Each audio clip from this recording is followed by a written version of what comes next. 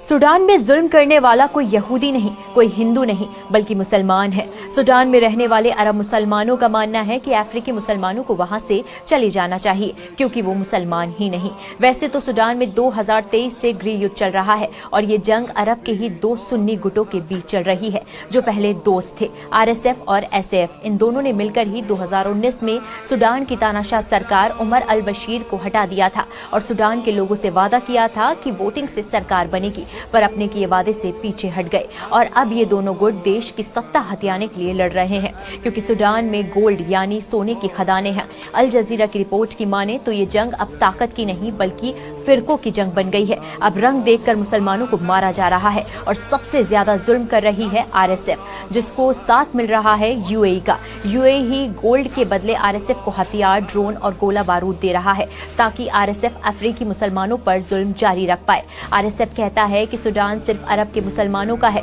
ना कि अफ्रीकी मुसलमानों का। वहीं दूसरी तरफ SF इन अफ्रीकी मुसलमानों का साथ दे रहा है। SF कहता है कि अफ्रीकी मुसलमानों को भी जीने का हक है। RSF गुंडे हैं और इस्लाम का नाम लेकर लूट रहे हैं। RSF जबरन सूडान के उन गांव में घुसता है जहां अफ्रीकी मुसलमानों का बसेरा है। वहां RSF गांव जलाते हैं, सोना, जमीन और मवेशी लूटते हैं, औरतों का मिलकर रेप करते हैं और फिर वीडियो बनाकर कहते हैं कि रेप करना उनका हक है। 10-12 साल की बच्चियों तक को नहीं छोड़ा जा रहा। उनके भाइयों को उनके सामने जिंदा जला दिया गया, गले काट दिए गए और फिर बच्चियों और औरतों को गुलाम बना लेते हैं। छोटे छोटे मासूम लड़कों को या तो उनकी आंखों के सामने काट देते हैं या लड़ने के लिए भेज देते हैं। उनके बुजुर्गों की दाढ़ी खींचते हैं और कहते हैं कि खुद को जिंदा दफन कर लो। हर रोज जुल्म की इंतहा पार हो रही है। अब तक हजारों लोग मौत के घाट उतारे जा चुके हैं और तकरीबन 1.5 करोड़ लोग बेघर हो गए।